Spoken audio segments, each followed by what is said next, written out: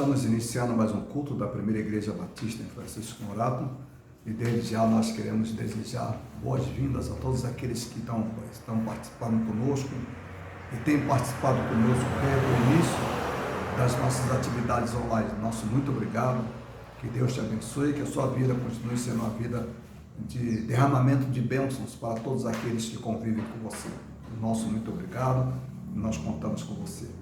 Aniversariantes da semana da igreja, Primeira Igreja Batista em Francisco Morato, teve um contingente de irmãos que completaram mais um ano de existência durante essa semana que está se passando. Nós queremos parabenizá-los, agradecer a Deus pelas vidas que Deus tem proporcionado para que nós convivamos com elas, tem sido muito bom, e que Deus, na sua infinita misericórdia, acompanhe essas vidas e continue a agraciá-las com muitas bênçãos. No dia 28, nós tivemos o irmão Osni, o irmão Rodrigo Silva Salles. No dia 28 também nós tivemos a irmã Sara Reis Pereira. Nós parabenizamos esses dois irmãos. E isso foi no domingo. Agora, a partir de segunda-feira, nós tivemos, no dia 1º, tivemos a irmã Lucilene, bispo de Carvalho. Depois, no dia 2, tivemos a irmã Esther. Depois, no dia 3, tivemos a irmã, no dia 4, tivemos a irmã Cristina, também tivemos a Luíse e também a irmã Neuza. Nós queremos parabenizar a todos os aniversariantes da semana, que Deus abençoe. Se porventura eu esqueci algum aniversariante ou não está presente na lista de membros da igreja, ou a lista não está atualizada, nós queremos também parabenizá-los por esses anos que Deus tem proporcionado à sua vida, à sua existência.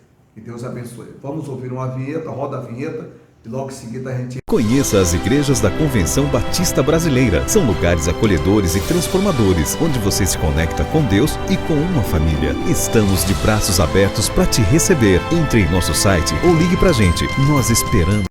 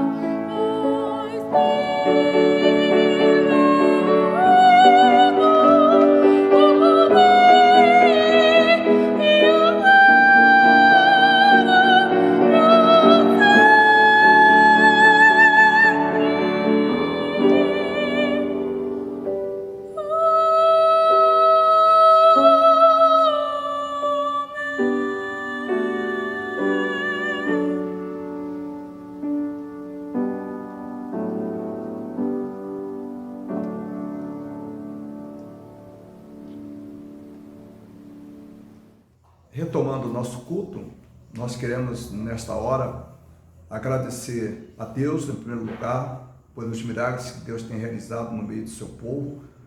Nós temos alguns irmãos que estão com saúde bastante fragilizada e nós queremos pedir à igreja que ore por esses irmãos. Nós temos internados o filho da irmã Darcy. Eu gostaria que os irmãos orassem por eles, que os irmãos colocassem em suas agendas de orações esse irmão Marcos.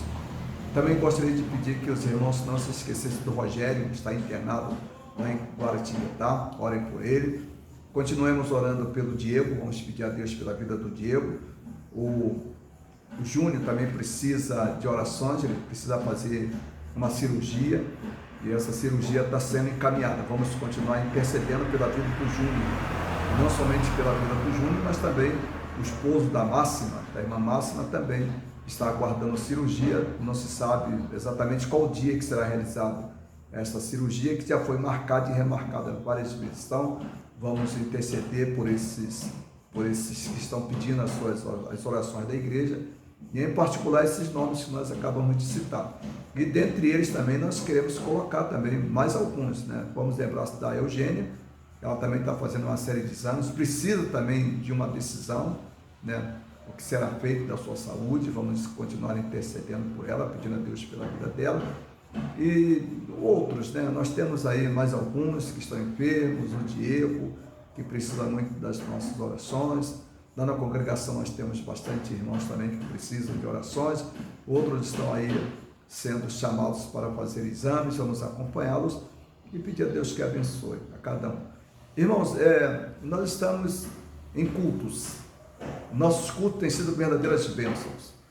Nós estamos felizes porque nós estamos sentindo muito calor humano, muito calor, desejo de comunhão, desejo de estar juntos.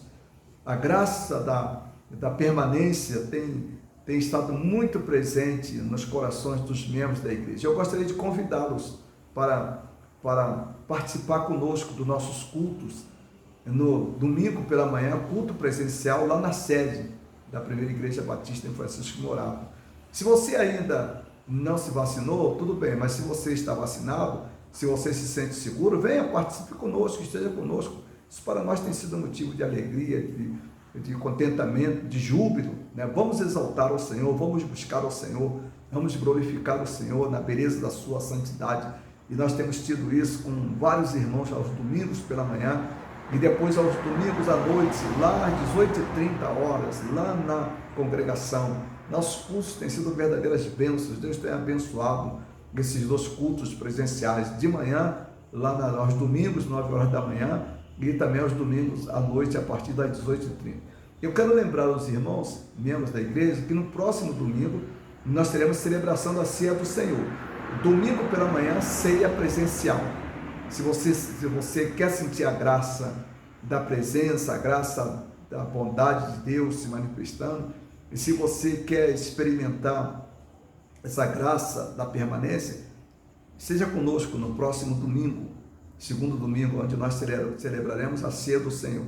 E à noite também nós celebraremos a Ceia do Senhor em 2 oportunidades. Lá na congregação celebraremos a Ceia do Senhor e também no culto online. Domingo à noite também celebraremos a Ceia do Senhor. Então, nós estamos aí convidando, né, esse contingente enorme, né, de pessoas, de irmãos, para participarem conosco da celebração da Ceia do Senhor. Venha louvar ao Senhor.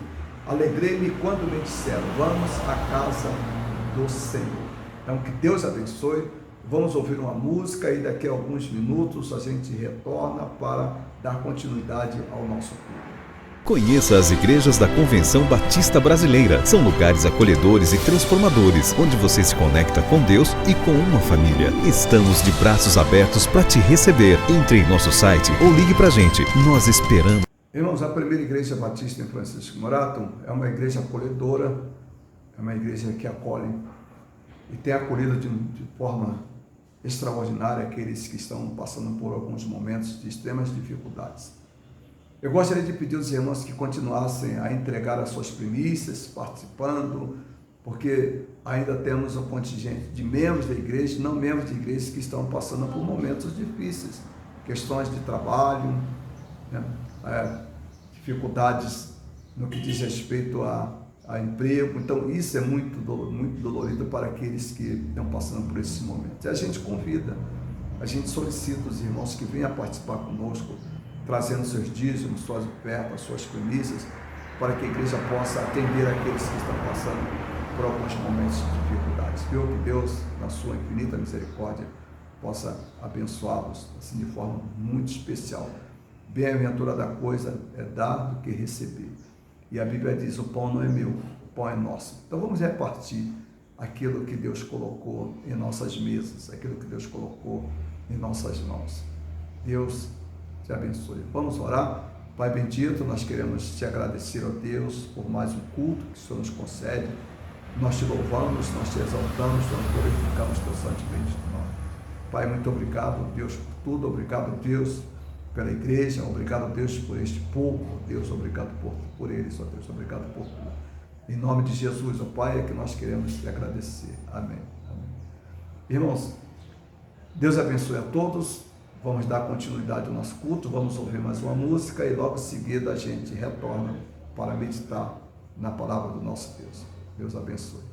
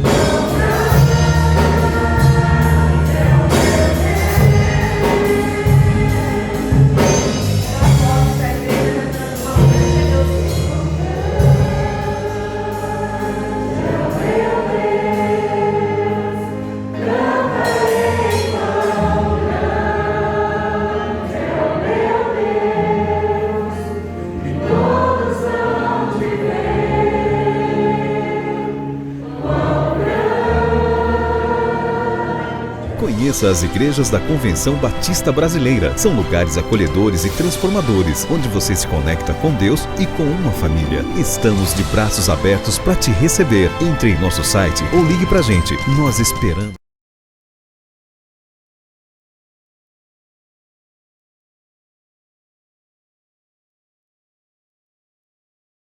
Versículo 17, vamos lá, todos a nossa voz. E Ele é antes de todas as coisas, e todas as coisas subsistem por Ele. Versículo 18. Ele é a cabeça do corpo, da igreja, é o princípio e o primogênito dentre os mortos, para que em tudo tenha a preeminência. Versículo 19. Porque foi do agrado do Pai que toda a plenitude dele habitasse. Isso, agora nós vamos lá para 1 Coríntios capítulo 3. O André vai nos ajudar. 1 Coríntios capítulo 3, versículos 1, 2 e 3. Versículos 1, 2 e 3. Vamos lá, 1 Coríntios capítulo 3, versículos 1, 2 e 3. Todos, versículo 1, olha lá. E eu, irmãos, não vos pude falar como a espirituais, mas como a carnais, como a meninos em Cristo. 2. Com leite vos criei, e não com carne, porque ainda não podieis, nem tampouco ainda agora podeis. 3. Porque ainda sois carnais, pois havendo entre vós inveja, contendas e dissensões, não sois porventura carnais, e não andais segundo os homens? Agora nós vamos para o outro texto.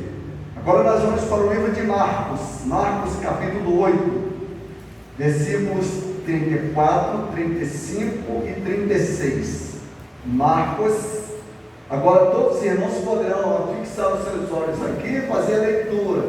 Nós estamos no momento de ler a palavra de Deus, devemos ler a palavra de Deus com a mesma referência que nós cantamos, que nós louvamos ao Senhor. Nós estamos em culto. Culto é um momento que nós temos de louvar a Deus através das músicas, de ouvir a palavra de Deus, lendo-as e depois meditando na palavra de Deus. Agora nós estamos no segundo processo. Vamos lá. Versículo de número 34. Todos. Chamando assim a multidão, com os seus discípulos, disse-lhes: se alguém quiser vir após mim, negue-se a si mesmo e tome a sua cruz e siga-me. 35.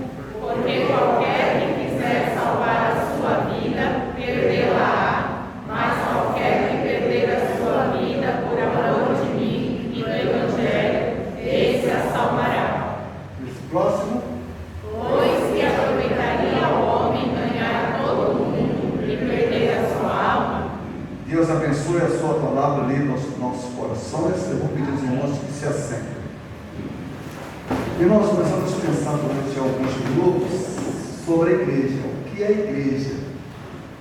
Esse é um tema já bastante antigo, eu creio que todos nós já ouvimos falar sobre a igreja, mas a gente precisa, com o passar dos anos, cada vez mais a gente solidificar aquilo que nós cremos, aquilo que nós aceitamos e aquilo que a Bíblia tem nos revelado. Igreja não são essas quatro paredes, ou não é esse local que nós nos reunimos. Em função disso, na pandemia, nós tivemos muitas barbaridades, muitos equívocos, e até mesmo também, a gente poderia dizer que na pandemia nós tivemos muitas relações abusivas.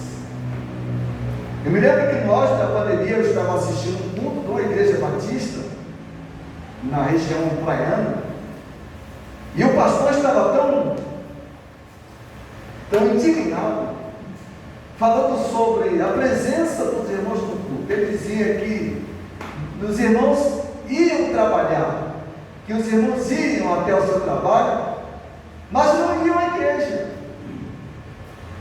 E ele colocava aquilo como se fosse algo extremamente crucial, algo normal. Você ir trabalhar, mas você não vir à igreja. Isso o deixou bastante enfurecido. Durante todo o período que eu assisti, ele estava bastante indignado com o comportamento da igreja, porque naquele culto nós tínhamos ali praticamente umas 7, 8 pessoas. Eles estavam muito aborrecidos. Eu estava pensando comigo, o que acontece? Isso é fruto de quê? Isso é fruto daquela imagem, daquela ideia que nós temos, que igreja são essas 4 paredes que nós funcionamos. A igreja, ela só está funcionando quando nós estamos aqui.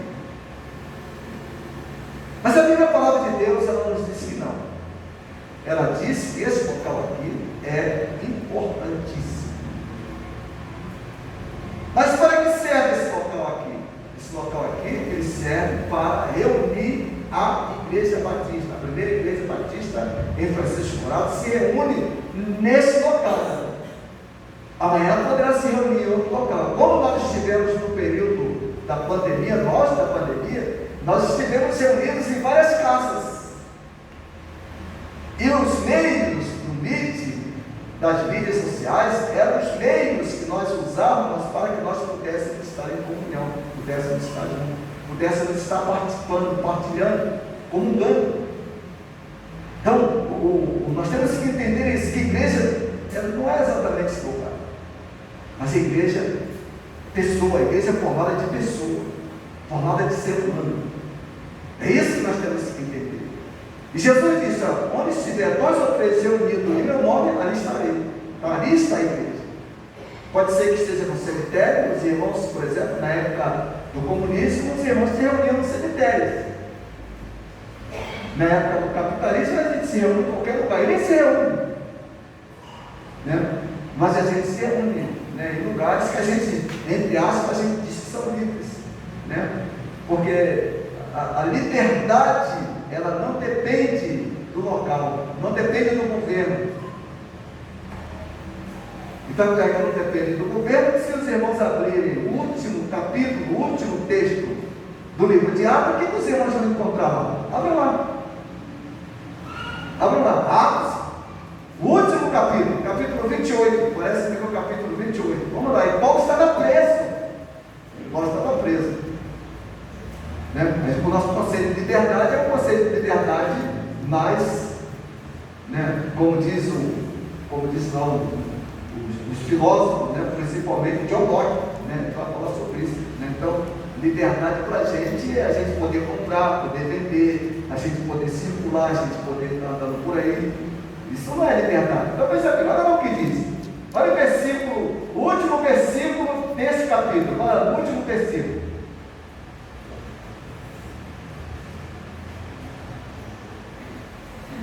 Aí, olha lá, Paulo estava preso. Olha o que ele diz. Leiamos todos nós, todos. Pregando o reino de Deus e ensinando com toda a liberdade as coisas pertencentes ao Senhor Jesus Cristo, sem impedimento algum. Dá para você entender a última frase dele? Durma com esse abacaxi, ser preso numa cadeia, cercado por soldados. E Paulo diz: olha, estou pregando o Evangelho sem impedimento algum. Essa foi a grande bobagem dos chamados movimentos totalitários. Tentaram pedir a liberdade do ser humano. A liberdade, ela, além de tudo, ela é uma liberdade interior. É o que disse Jesus: deixe-vos a paz, a minha paz vos dou, não vos dou como o mundo dá. É possível ter paz na guerra. Tem um monte de irmãos lá na Ucrânia que estão em paz. Tem um monte de gente que não está na Ucrânia e está no inferno, sofrendo terrivelmente. Não tem paz. Então a paz, ela não é produto do ambiente que eu vivo. A paz, ela é produto do meu relacionamento com Deus, nosso relacionamento com Deus. Muito bem. Então vamos lá. A igreja, ela é pessoa, ela é formada de pessoa. O apóstolo Paulo escreveu aos Colossenses. Agora eu vou pedir o André que volte lá para Colossenses capítulo 1, a partir do versículo 17. Olha bem, a igreja é um corpo formado por pessoas.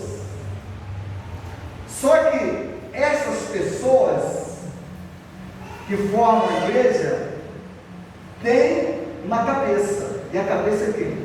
A cabeça é Cristo. Olha o que diz, versículo 2. Ele é a cabeça do corpo, que é a igreja.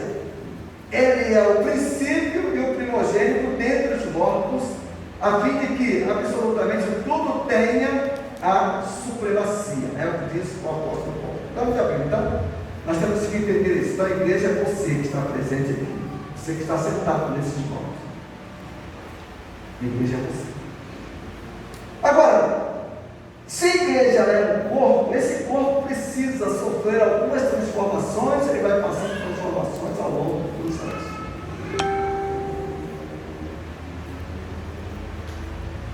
É natural que nós, igrejas históricas, batistas, presbiterianas, congregacionais, Assembleia de Deus, é normal que nós confundamos às vezes igreja com estrutura.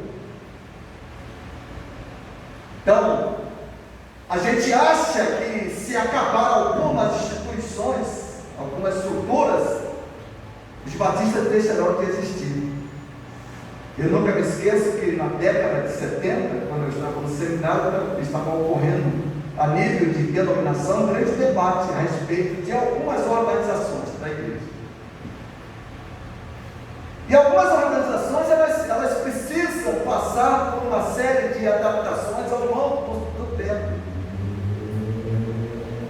Por exemplo, nós tínhamos a Juventude Batista do Brasil. Houve uma época que essas organizações funcionavam a todo vapor, o mundo mudou. E essas organizações tiveram dificuldade de se adaptar ao mundo, à realidade do mundo. E isso chegou até nós. Raras as igrejas que têm jovens funcionando. Funciona quando marca uma atividade lá na Juventude, que acompanha nas igrejas. Eu falo isso que eu convivo com os pastores, eu converso com eles. E ele diz, olha, a gente funciona quando a gente tem atividade. Fora disso, não há como funcionar. Aí ele disse para mim, mas o que está acontecendo? O mundo mudou e a gente tem muita dificuldade de mudanças. Isso é natural. Nós estamos, na área da educação, nós estamos enfrentando uma crise violentíssima. As mudanças, elas foram muito acentuadas. Nós pegamos coisas que nós nunca imaginávamos ter. A gente está perdido, isso é verdade. Por exemplo, nós temos agora algumas matérias que eu nunca imaginava, por exemplo, matérias eletivas, tal de orientação de estudo, projeto de vida, tutoria. E está todo mundo ainda tentando se ajeitar. E quando todo mundo se ajeitar, aí vem outras finanças. Porque o mundo está mudando muito rápido. Mas a igreja de Jesus. A igreja de Jesus, que é você é a igreja, você precisa passar por uma série de processos também. Que processos são esses? Lá na carta do apóstolo Paulo aos Coríntios, 1 Coríntios, capítulo 3, Paulo vai apresentar algumas linhas para que nós entendamos isso. Veja bem, processo de crescimento. Paulo diz assim, lá no capítulo de número 3 da primeira carta aos Coríntios: irmãos, não vos pude falar como a pessoas espirituais, mas como pessoas carnais, como crianças em Cristo. Veja bem, você é uma pessoa, essa pessoa ela tem um crescimento, ela tem um desenvolvimento, ela tem um amadurecimento que ocorre durante o longo da sua existência. E como corpo de Cristo, como igreja de Cristo, você também passa por algumas dessas fases. Beleza, nós temos a fase da criança do peito, criança bamba. Essa fase ela vai aos poucos, na medida que a criança vai se desenvolvendo, essa fase ela vai deixando de existir. A criança vai aos poucos se adaptando. Logo em seguida nós temos a fase da papinha, onde as mães preparam as papinhas e começam a dar aos seus filhos para que eles substituam o leite materno. Saindo da papinha, você tem o quê? Saindo da papinha, você já tem uma comida um pouquinho mais sólida. já começam a pegar o feijão, amassar o feijão, e dar o feijão, como a gente diz, um feijão coado, amassado, já começa a alimentar o filho com com esse tipo de alimento.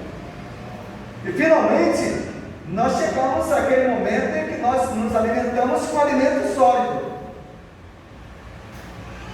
É interessante que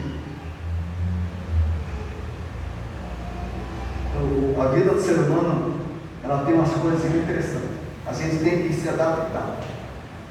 Chegaram para Sócrates e disseram para ele: se você responder esse enigma, você vai ser o homem mais sábio do mundo. Uma pitonisa chegou para ele e fez assim, falou com ele: se você responder essa questão, se você responder esse enigma, você vai ser o homem mais sábio do mundo. E o enigma foi o seguinte: qual é o animal que quando nasce anda com 4 patas, quando ele cresce ele anda de 2 patas, e quando ele fica velho ele anda de 3 patas? Que animal é esse? Você sabe qual é? Você. Isso é se você seguir o processo natural da vida, se você não ficar pelo meio do caminho, tá certo? Porque há muita garotada que vai ficar pelo meio do caminho pelo estilo de vida que levam, ou também adianta um pouco esse processo de chegar lá e andar com, porque às vezes não sabem cuidar da sua saúde, não sabem cuidar da sua vida. Então, vejam bem, então nós temos aí o primeiro período do peito, é o período que o crente, ele recebe, ele só recebe, ele se converteu. Qual deve ser o papel daquele que está mais próximo, daquele que o acompanhou, daquele que o levou até Jesus? Não é tarefa da igreja, mas é tarefa daquele que o levou até a igreja, aquele que o levou até Jesus. Qual é o papel desse? Porque esse irmão, essa irmã que levou a pessoa aos pés de Jesus, deve ser considerado como tutor. Essa é a grande falha que nós cometemos, que nós temos dificuldade de acertar. Você traz a pessoa para a igreja, a pessoa se converte, traz a pessoa para esse local, a pessoa se converte e você abandona, e pelo contrário. Às vezes você, ao invés de dar papinha para essa criança, você vai dar o quê? Você vai dar um arroz pesadão, às vezes um arroz até mal feito. O que é isso? Para a conversa, para a maneira de ter nervosismo, o seu temperamento, a sua ira, a sua raiva contra a igreja, a sua palavra que você não deve pronunciar quando você está em público. Isso tudo vai fazer o quê? Aquela criança que está ali, ela ao invés de se alimentar de alimentos como leite, ela começa a se alimentar de comidas extremamente sólidas que ainda ela não está em condições de receber. Entendeu a nossa responsabilidade? Então veja bem, primeira fase, nós temos a fase do peito. Essa criança ela precisa se alimentar. Ela se alimenta com o quê? Ela se alimenta com alimento ainda que não seja sólido. Você nunca deve oferecer a uma pessoa que se converteu a leitura do Antigo Testamento. Você deve oferecer ela, porque você deve oferecer a ela a leitura dos 4 evangelhos. Na medida que ela for amadurecendo, ela vai mudando a sua própria alimentação, ela vai sentindo o desejo de pesquisar, de conhecer textos mais profundos, textos mais complicados. A Bíblia não é um livro simples. Pedro reconhece isso. Pedro diz: olha, a Bíblia há muitos textos difíceis em que os idôneos tentam torcê-los. Então, a primeira fase é a fase de mamar. Essa fase é a fase que a pessoa, aquela igreja, aquela parte da igreja está se alimentando. Ele só se alimenta, presta atenção. Ele só se alimenta. Aí você vai para a segunda fase, a fase da papinha. Mas já é um alimento um pouco mais denso, que o pai, que a mãe e o pai começam a dar para os seus filhos. Então, já lê um texto um pouco mais difícil, já ouve um sermão um pouco mais difícil, porque ele vai aos poucos, ele vai crescendo esse alimento que está sendo oferecido a ele é um alimento que está exatamente fortalecendo todo o corpo, está fortalecendo os músculos.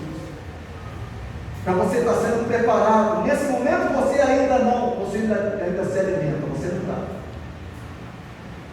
Nesse momento você está ali se alimentando com aquela papinha, está se fortificando cada vez mais. O que significa isso? Significa dizer que nesse momento você começa a ter as primeiras tentações, as primeiras dificuldades, os primeiros embates. Esses primeiros embates, normalmente, eles são de natureza de pessoas que estão muito próximas de nós. É muito comum você levar uma pessoa a Jesus, depois de 15, 20 dias, alguém, um outro crente, de uma outra igreja descobriu, parte para cima dela. E esse crente, normalmente, isso já aconteceu aqui nesse santuário, esse crente, normalmente, ele é um agente do diabo. Ele é um agente do diabo. Sabe por quê? Porque ele vai dar alimento que não deveria dar. Qual alimento que ele vai dar para essa criança? Qual alimento que ele vai dar para essa pessoa? Fofoca, confusão, briga. Aí você leva a pessoa aos pés de Jesus, você está tratando da pessoa, você está dando um papinho para a pessoa e aparece o crente de uma outra igreja e diz: aquela igreja lá não presta. Lá os crentes lá são tudo isso, tudo aquilo, aí começa a botar defeito em vocês. Olha, esse crente, esse corpo, ele não está preparado para isso. Os primeiros embates que ele vai travar são embates ainda suaves. Ele não está preparado para isso. O que vai acontecer com ele? Ele vai normalmente sofrendo, ele vai morrendo aos poucos dele na missão, chegando ao ponto até mesmo de abandonar. E esse tipo de gente, quando chega a esse ponto, depois para trazer aos pés de Jesus é a coisa mais difícil. Eu abri um canal de diálogo com uma pessoa que se intitula ateu, muito bem embasado, muito conhecimento. E aí aquele sujeito, ele, amigo, aliás, não, amicíssimo, camarada boníssimo, foi lá com a gente, vontade, cada tem uma vontade extraordinária. Ele chegou para mim e disse assim: eu ouvi dizer que você é pastor. Eu falei para ele: mas o que é ser pastor para você? Ele falou assim: não, porque nos meus primeiros anos eu vivia numa igreja evangélica tradicional. Ele não quis dizer como, né? Mas tradicional que a gente tem de batista, luterana, a igreja presbiteriana, né? Essas são as igrejas tradicionais, né? Quando eu vivi, frequentei muito tempo na igreja tradicional. Gostava, eu gostava muito. Eu falei para ele: o que aconteceu? Ele falou assim: eu me tornei ateu. E aí ele começou a contar as experiências que ele enfrentou, que ele teve no seio daquela igreja. E eu percebi exatamente isso. Que ele estava naquele período da papinha, e aí ele não teve o amadurecimento suficiente para participar, ouvir e estar atento aos embates que eram travados na própria igreja, no seio da própria igreja. E se desviou, e ele se intitula ateu. Graças a Deus, né, houve uma abertura de canais, parece que a gente consegue ter um bom diálogo no que diz respeito a Cristo, no que diz respeito a Deus. E eu comecei até a perceber que é um profundo respeito dele para nós. Por isso que eu tenho dificuldade de, quando alguém diz que a pessoa é ateia, eu malhava, mandava para o inferno, dizer que ela está perdida. Eu minhas dificuldades, principalmente quem já conviveu no seio da igreja. Jesus, a semente foi plantada. Se ela for regada, evidentemente que ela poderá crescer, tem muita possibilidade de crescer. Quando a gente sai da papinha, a gente vai para o período agora da transição, que é aquela transição para a comida sólida. Você ainda não deixou a papinha, mas ao mesmo tempo também você já está comendo, já está experimentando uma comida mais substanciosa, uma comida mais forte. uma comida normal, uma comida mais que vai trazer substância. E finalmente a gente chega ao ponto da comida sólida. Então, preste bem atenção. No primeiro período, que é o período do peito, essa criança só se alimenta, ele só se alimenta. No segundo período da papinha, ele também só se alimenta. Mas ele já sabe oferecer algumas coisas bem básicas, mas coisas muito significantes para com quem ele convive. Ele já sabe expressar um pouco de afeto, embora a criança também faça isso, mas ele já sabe expressar um pouco de afeto com mais densidade do que a criança. Esse afeto que ele oferece, normalmente é um afeto muito natural, mais do que isso, é um afeto muito gostoso.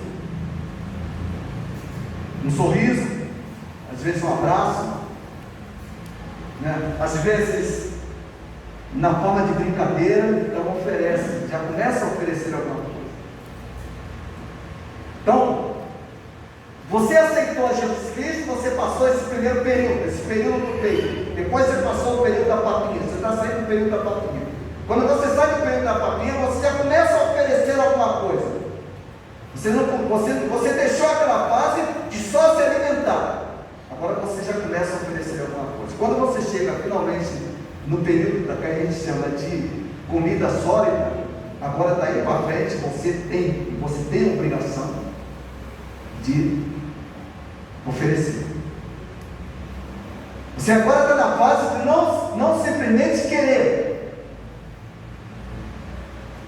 O pastor Paulo Borges Júnior, ele tem uma mensagem que eu achei muito interessante. Cara, eu ainda vou trazer essa mensagem aqui, vou colocar um pedacinho dela. Os irmãos ficam escandalizados de vez para sempre. Ele diz o seguinte, olha só. O camarada pede, a igreja ora para se recuperar e depois nunca mais ora pelos outros. Você está recuperado? Você estava doente? Está? Se recuperou? Peça para a igreja não parar de orar por você. Você agora tem que orar pelos outros.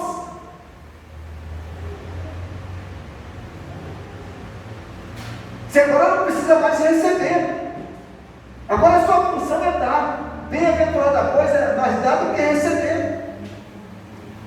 E às vezes nós ficamos nessa roda, nós ficamos, já viu o cachorro correndo atrás do rabo? Nós ficamos ali orando, mas tem gente que nunca foi capaz de orar por um membro de igreja. É possível isso? Pediu a igreja orou por ele, a igreja orou pelos filhos, a igreja orou pelas filhas, os filhos foram abençoados, a igreja foi abençoada, a família foi abençoada, depois que foi abençoada, tchau, vou cuidar da minha vida, tchau. Aí quando a coisa aperta e volta de novo, aí a igreja tem que gastar energia, fica gastando energia. Porque a igreja, irmãos, nós temos que aprender a orar por nós. Claro que a gente não gosta desse tipo de oração. Você já orou pelo seu temperamento, pelo seu nervosismo? Para Deus dominar o seu nervosismo? Deus, controle o meu nervoso. É duro, eu enfrento isso, eu sei o que é isso.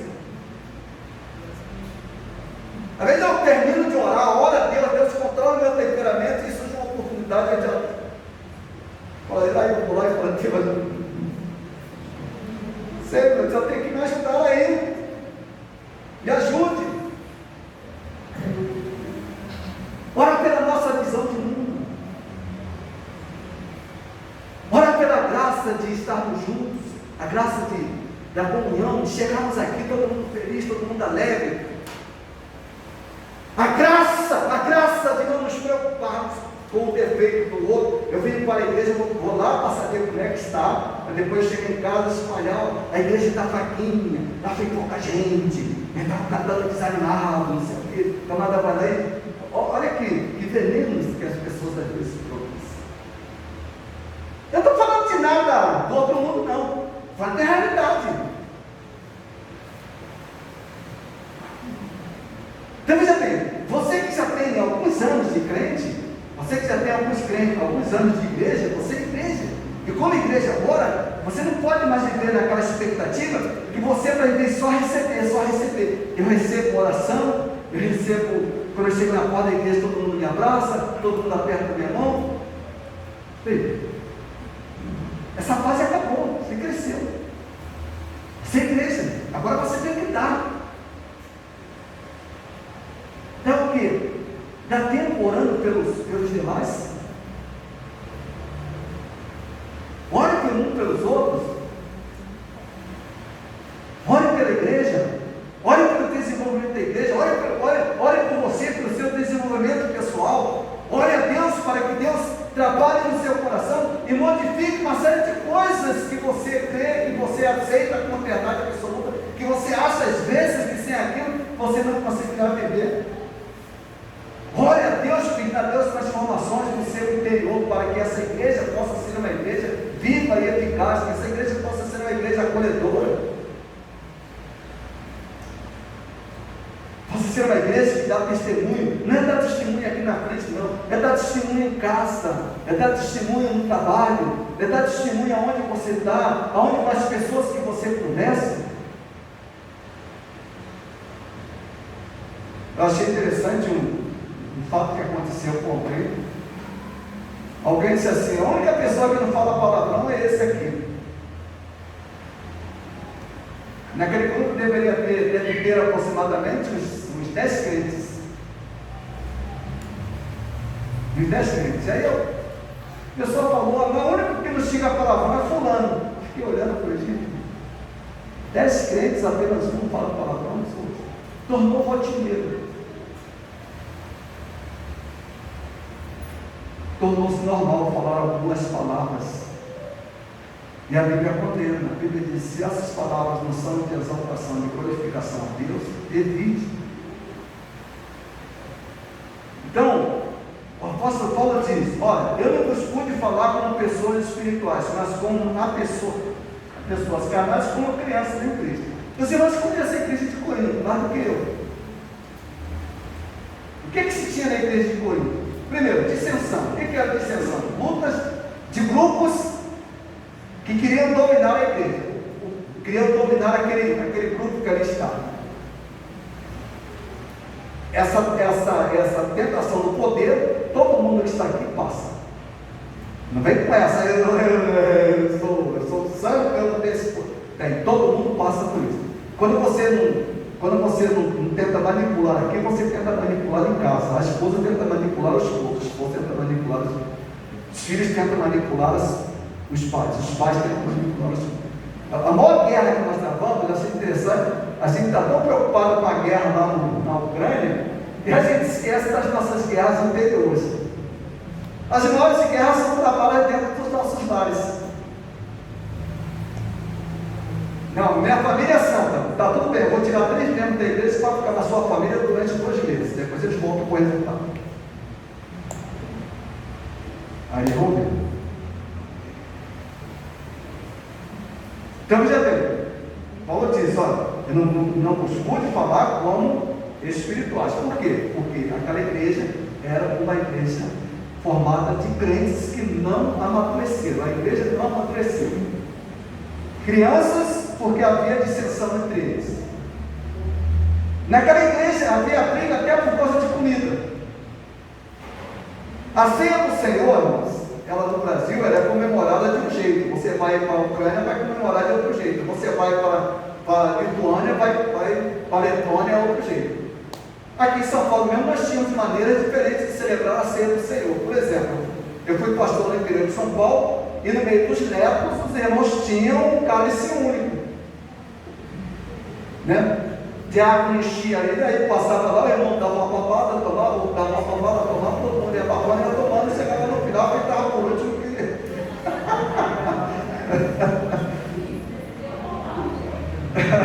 Você ia voltar toda a celebração da ceia do Senhor.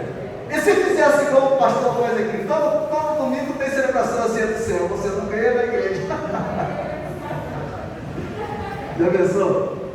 Era coisa interessante, olha só, de uma maneira muito especial. Lá na igreja de Corinto havia uma maneira, como é que eles faziam? Era quase igual aos judeus. A igreja judaica, a igreja batista, lá em Israel, como é que ela celebra a ceia do Senhor? elas fazem o seguinte: primeiro elas têm o quê? Primeiro elas têm a Páscoa. O que é a Páscoa? Páscoa é comida, só que não é comida agradável.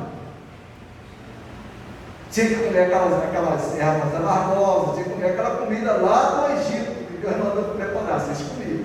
Depois daquilo, eles fazem o quê? Aí eles vão para a ceia do Senhor.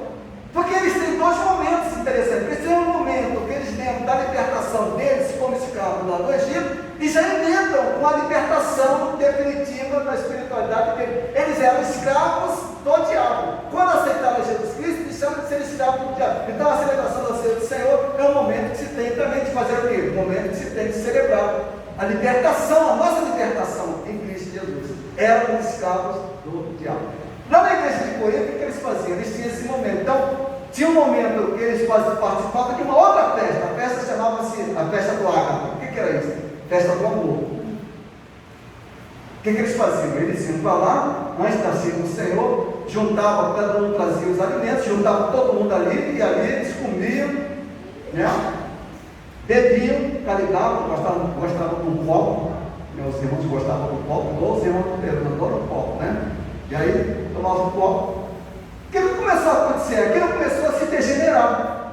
Ao invés de ser bênção, começou a ser maldição.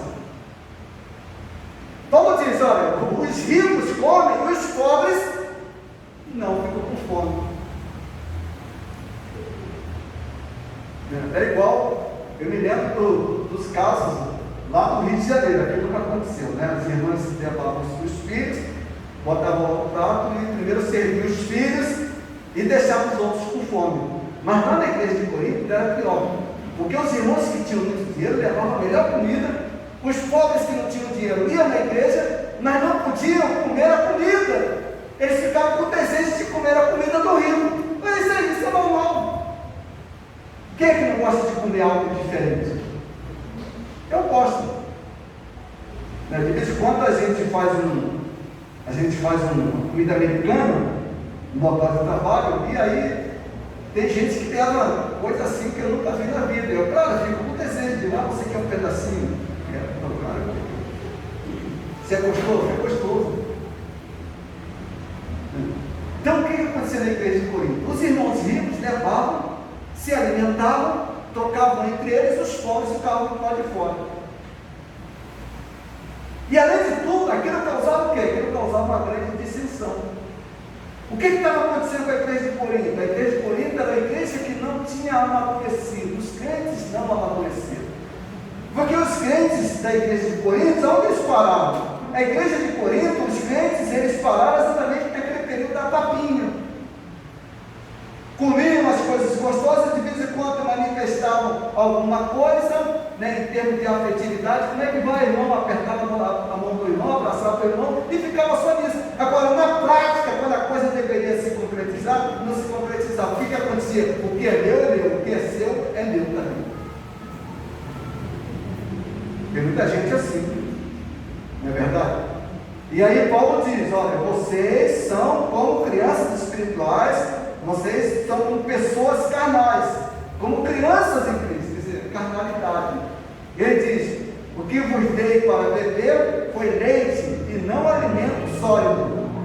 Então, já saímos da fase do leite, agora nós estamos na fase do alimento sólido. Na fase do alimento sólido significa dizer que você não veio somente para receber, mas você também tem que dar. Dar o quê? Você tem que dar o seu testemunho, você tem que dar um pouco de si para aquele que não tem nada, em duas grandes dimensões. Aquele que não tem nada espiritualmente. Você tem orado pelas pessoas que você conhece que não tem Jesus? Você tem orado por elas? Você tem que orar. Ah, mas eu tenho um irmão da igreja que está doente. Esquece o irmão da igreja. Entre o irmão da igreja e o outro, ora pelo outro. Porque esse irmão da igreja, você vai orar por ele, depois ele não vai orar por ninguém. É muito fácil acontecer isso. Não, ore por aqueles que estão necessitando. Você tem que dar. Você vai dar o quê? Você vai dar oração. Ore por ele. Segundo lugar, ore a Deus para que as portas se se abram, para que os canais se abram, para que você possa testemunhar com a sua vida.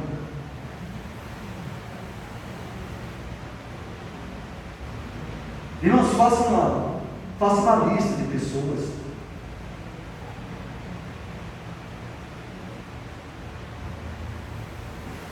Olhe para aquelas pessoas que não gostam de você. Você vai dizer para mim: todo mundo gosta de mim, larga de ser bom. Larga de ser bom. Jesus Cristo foi Jesus Cristo. Quem somos nós? Todo mundo gosta de mim. Mentira. Olha para eles. Pode ser que você nem conheça, pode ser que ele não manifeste, mas pode ser que ele tenha alguma coisa dentro do coração que eu não gosto. Você não sabe o nome? Coloque diante de Deus. Deus, me ajude. Se há alguma pessoa que não gosta de mim, que tem ódio de mim, Senhor, me ajude, para que eu possa quebrar essa barreira. É você que tem que dar, não é ela que tem que dar, é você que tem que dar. Você tem que dar o quê? Você tem que dar o que eu não faço. Olhe pela sua família. Você tem orado pelos seus filhos?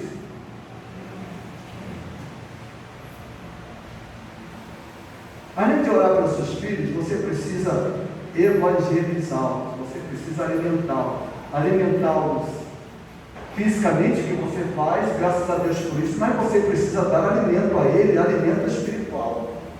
Ele é bebê. Se ele é bebê, você não pode dar alimento sólido para ele.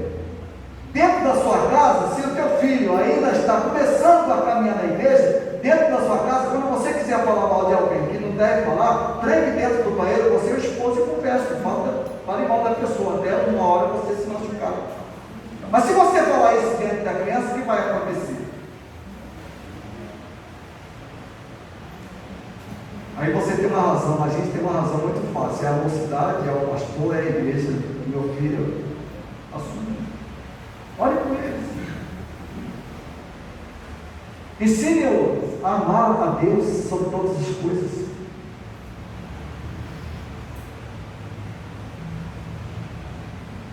Por último,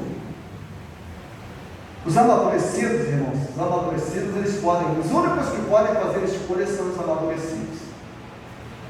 Vamos lá no livro de Marcos, capítulo número 8, a partir do versículo de número 34, já estou concluindo. Marcos, capítulo 8, a partir do versículo 34. Veja bem. Olha, Jesus estava sendo seguido por uma grande multidão. Onde Jesus ia, aquela multidão estava ao lado de Jesus. Onde Jesus caminhava, aquela multidão estava junto com Jesus. Por que aquela multidão estava junto com Jesus? Aquela multidão estava junto com Jesus porque aquela multidão estava preocupada com o alimento que Jesus poderia oferecer. E aí, irmãos, era justo. Já bem, aquele povo que andava atrás de Jesus, eles andavam, mas era justo o comportamento deles. Sabe por quê? Porque era uma multidão faminta. Os irmãos não podem imaginar a miserabilidade da época do povo que Jesus Cristo veio a este mundo. O maior contingente de pessoas eram pessoas miseráveis, pessoas que andavam de um lado para o outro sem ter de que comer, não existia serviço. Por que ele não trabalhava pescando? Mas tinha tanta gente pescando que os donos de barcos não tinham como empregar aquela quantidade muito grande de pessoas. Então as pessoas viviam por ali, na mendicância, as pessoas viviam ali como miseráveis. E quando Jesus aparece, eles encontraram em Jesus aquele que poderia alimentar, resolver o meu problema. Qual é o problema meu? O meu problema é o problema de alimentação. Então Jesus resolveu um problema. Onde Jesus foi, eu vou. Mas o que acontece? Jesus percebeu que eles iam por causa do interesse da comida. E a maioria absoluta não tinha se convertido a Jesus, mesmo vendo os milagres, mesmo acontecendo coisas extraordinárias, mesmo andando com Jesus, ouvindo a palavra de Jesus, a maioria absoluta não se convertia. E aí Jesus chega em um determinado momento e Jesus diz: olha, agora vamos fazer a separação, todo mundo está me seguindo. E aí Jesus vai dizer o quê? Olha o versículo de número 34. Em seguida, convocou Jesus a multidão e seus discípulos e os desafiou, tanto a multidão quanto os discípulos. Agora vamos ver os discípulos. Fala os discípulos. Se alguém deseja seguir, negue-se a si mesmo. Você que está na fase da comida sólida, agora você pode fazer uma opção. Antes você não podia fazer, agora você pode fazer uma opção. E qual é a grande opção que você tem que fazer? Qual é a grande opção que está diante de nós? A grande opção é seguir a Jesus ou não seguir. Só que a Bíblia, quando a Bíblia coloca essa questão de seguir a Jesus, a Bíblia vai trabalhar, Jesus vai trabalhar com outra coisa muito mais importante. Jesus vai trabalhar com o nosso interior. Jesus vai trabalhar com a nossa vontade. Ele vai trabalhar com os nossos desejos. Ele diz, se alguém quiser vir após mim, negue-se a si mesmo. Sabe, tem um monte de gente que separou os filhos. Tremendo dia de domingo, dia de louvar o Senhor, dia de estar na presença do Senhor. Família está lá reunida com um monte de gente servindo pizza, todo mundo feliz. Sequelou os filhos, eles estão sequelados. Porque não é dia disso.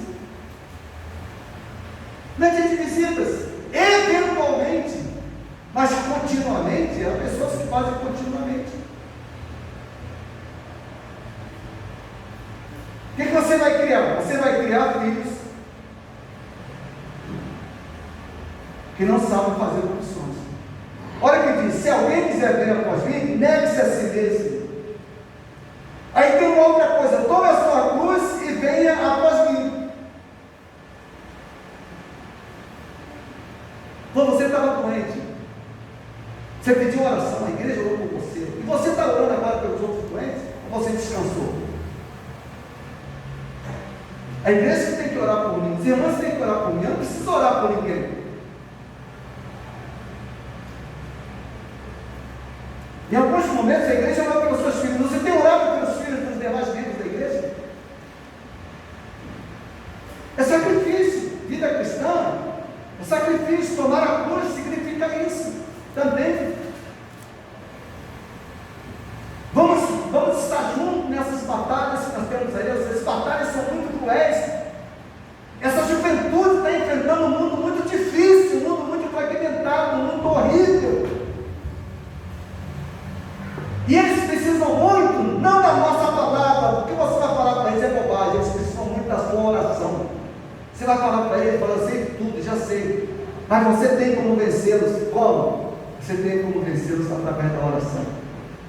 Não se ponha a querer ensinar seu filho, a querer ensinar sua filha, a querer falar sobre sexo, a querer, isso é perda de tempo. O seu caminho, o meu caminho é a oração. Ou você ora por eles, ou eles não saberão como enfrentar as demandas que a vida está colocando diante deles.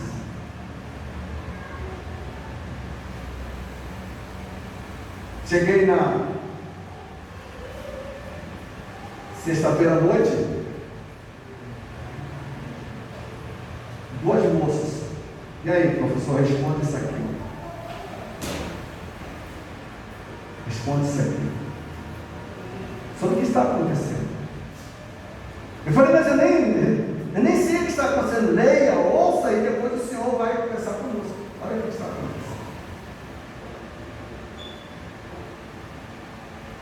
São as demandas que eles estão enfrentando. E Jesus disse: se alguém quiser vir após mim, negue-se a si mesmo. Tome a sua cruz e siga-me. É sacrifício. Você precisa fazer um pequeno sacrifício. O sacrifício de orar pelos seus filhos, o sacrifício de orar pela igreja, o sacrifício de orar pelo irmão, o sacrifício de orar pela irmã. Você já tem alimento sólido, agora você vai dar isso aí, você tem que dar de si mesmo. E Jesus disse: quem quiser pois salvar a sua vida, perdê-la. Eu vou deixar esse texto aqui para uma outra ocasião. Quem quiser salvar a sua vida, perdê-la. O presidente da Rússia, Vladimir Putin, ou Putin, cada um fala de um. Eu já ouvi várias, até os repórteres falam: não sei se está certo, né? Mas vamos lá, o Putin, então, talvez seja o que os irmãos conheceram. O presidente Putin, ele é um cara bilionário. Sabe o que fizeram com ele? Os países ocidentais fizeram o seguinte: você tem 200 bilhões, você não vai poder movimentar esse dinheiro. Pegou os 5 bilionários lá da Rússia, os 5 bilionários, 5 homens que mandam no país, e falaram: vocês não vão mexer no dinheiro de vocês, o dinheiro de vocês está congelado. Isso para eles é. E aí os irmãos viram, um outro bilionário dos Estados Unidos ofereceu 1 bilhão para alguém matar o Putin. Ganhou a vida,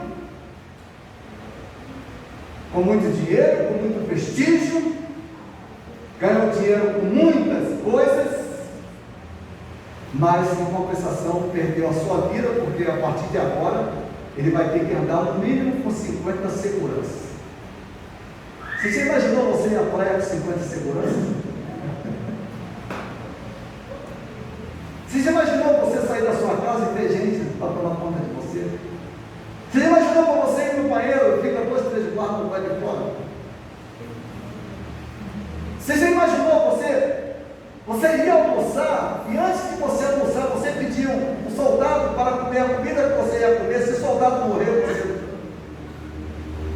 você vai saber que isso acontecia muito entre os imperadores da época, lá da igreja de Roma. Os imperadores, eles faziam o seguinte: eles tinham tanto poder, mas eles eram tão odiados, que eles faziam assim, na hora do almoço eles chamavam alguém: vem cá, César ia lá, come essa comida, come um pouco da comida. Aí o César comia, ele esperava 10 minutos, se o César não desse um tremelique para não passar assim, ele comia. Por quê? Porque ele tinha medo de ser envenenado. Mas ele fazia com todo alimento. Que vida é essa? Que tipo de vida é essa você vai viver? Então Jesus disse: quem ganhar a vida, quem quiser ganhar a vida, vai perdê-la. Perde a liberdade, perde o amor, perde a confiança, perde o que é mais sagrado na vida, que é a liberdade. Aí sim, a liberdade de ir e vir. Virar o Brasil, só para concluir, virar o Brasil, onde já veio um desses homens árabes, parece que é do Catar, ele vem aqui no Brasil. Aquela região é a região onde você tem os líderes, os governos mais sanguinários que se possa conhecer. Tem um deles que tem 7 ou 8 esposas, 10 esposas, e uma das esposas teve que fugir para a Inglaterra, e ela está sob segurança do serviço de segurança da Inglaterra, porque o marido lá do Catar, o cara quer matar a mulher. Esse cara virá ao Brasil, mas o esquema de segurança dele é monumental. Então, antes dele chegar no hotel, o hotel todo esvaziado, o hotel só para ele. A comida dele não é a comida nossa, a comida vem de lá, o avião traz a comida dele. A água que ele vai tomar banho tem que passar por experiências, os técnicos têm que experimentar para ver se a água tem veneno. Quando ele sair do Rio de Janeiro para passear ao Rio de Janeiro, ele tem que andar com no mínimo segurança deles, e além das seguranças que nós vamos oferecer. E aí tem um outro problema, que aconteceu com o primeiro-ministro indiano. O medo dos soldados que estão armados, que estão ali para dar a sua segurança. O primeiro-ministro da Índia, ele foi morto por um soldado. Hoje na Índia, aqueles pelotões que vão receber o presidente, eles vão todos armados, mas as armas deles não podem ter balas de verdade, porque você não sabe quem está ali. O camarada criou tanto ódio. Então, irmãos, que Deus na sua infinita misericórdia cuide de nós. Vamos orar uns pelos outros. Como igreja, você já é forte, você já está se alimentando de alimento sólido. Agora você precisa dar alguma coisa, você precisa dar alguma coisa para alguém. E o melhor que você pode dar é o tempo da sua oração. Escolha alguém, ore por alguém. O descer da tua vida. Que Deus abençoe.